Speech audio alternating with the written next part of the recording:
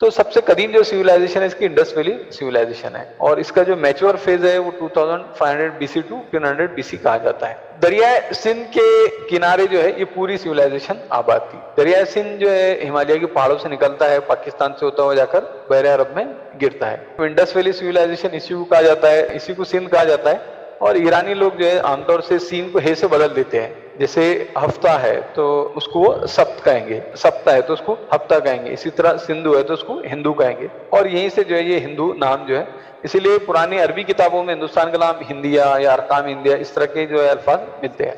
तो इसके आबाद जो है दरियाए सिंध के चारों तरफ ये सिविलाइजेशन आबाद थी। पुराने जो भी सिविलाइजेशन रहते हैं वो नॉर्मली किसी न किसी बड़े दरिया से अटैच रहते हैं, तो ये पूरी सिविलाइजेशन इंडस वैली सिविलाइजेशन इसको कहा जाता है। इसकी खास बात यह है कि आज से 4000 साल पहले ये अर्बन सिविलाइजेशन, इसके जो बड़े शहर थे हड़प्पा और मोहनजोदारो और उसके अतराफ जो है छोटे छोटे देहात बसे हुए थे। अभी फिल वक्त यानी अगर आप ये मैप में देखेंगे तो ये इलाका पाकिस्तान में आता है, यानी बलूचिस्तान के करीब ये आता है। कहा जाता है कि ये द्रविडियन सिविलाइजेशन है और बाद में एक फेज ऐसा भी बताया जाता है कि जब द्रविडियंस पूरे हिंदुस्तान के अंदर जो है वो गालिब आ गए थे, यानी उनकी आबादी जो है पूरे हिंदुस्तान के अंदर फैल गई थी।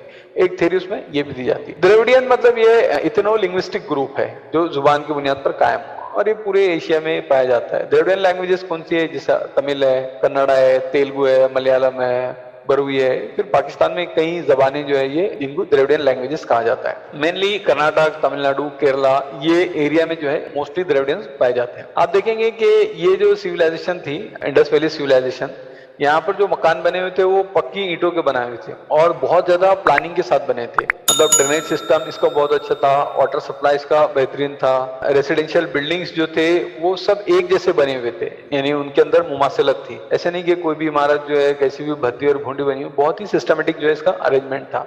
और उस जमाने में कॉपर, ब्रोंज, लीड, टिन ये सारी चीजें वो इस्तेमाल करते थे। इसके शहर जो है आमतौर से 40 से 60 हजार, बाज लोग ये कहते हैं कि 1 लाख तक की इनकी आबादी थी। तो ये सबसे पुरानी सिविलाइजेशन जो है हिंदुस्तान की मानी जाती है। इसका एडमिनिस्ट्रेशन जो था उस जमाने में ये थियोक्रेटिक स्टेट थी, लेकिन किस मजहब को ये मानने वाले थे उसकी तफसीलात जो है वो ज्यादा नहीं मिलती। और पूरी जो सिविलाइजेशन थी उसका सेंट्रलाइज सिस्टम था, यानी ऐसा नहीं था कि अलग अलग कबीले हैं और अपने हिसाब से वो जिंदगी गुजार रहे, बल्कि एक सेंट्रलाइज स्टेट सिस्टम जो है था। अब ये है कि इतनी बेहतरीन सिविलाइजेशन थी, इतनी जबरदस्त सिविलाइजेशन थी, तो ये इसका डाउनफॉल क्यों हो गया? तो इसके बहुत सारे अलग अलग रीजंस दिए जाते हैं। यानी एक रीजन ये दिया जाता है कि बहुत ये कहेंगे क्लाइमेट चेंजेस जो है उस जमाने में बहुत ज्यादा हुए, यानी तकरीबन 200 साल का एक कहत का जमाना जो है वहां पर गुजरा है। तो उसकी वजह से लोगों के पास खाने के लिए कुछ नहीं था। बाद लोग ये थेरीज देते हैं कि बड़े बड़े सैलाब आए, तेज बारिश हुई, उसकी वजह से ये सिविलाइजेशन खत्म हो गई, इनके पास खाने को कुछ नहीं बचा, दरिया में बड़े बड़े सैलाब आ गए। तो कई थेरीज है, लेकिन यकीनी तौर पे कुछ कहा नहीं जाता इंडस वैली सिविलाइजेशन जो है वो क्यों खत्म हो गई। लेकिन बहरहाल सिविलाइजेशन के डाउनफॉल के बावजूद एक बड़ी आबादी जो है उनकी देहातों में वाबस्ता थी। जो सिविलाइजेशन का डाउनफॉल हुआ तो वो बड़े सिटीज उनके खत्म हो गए थे।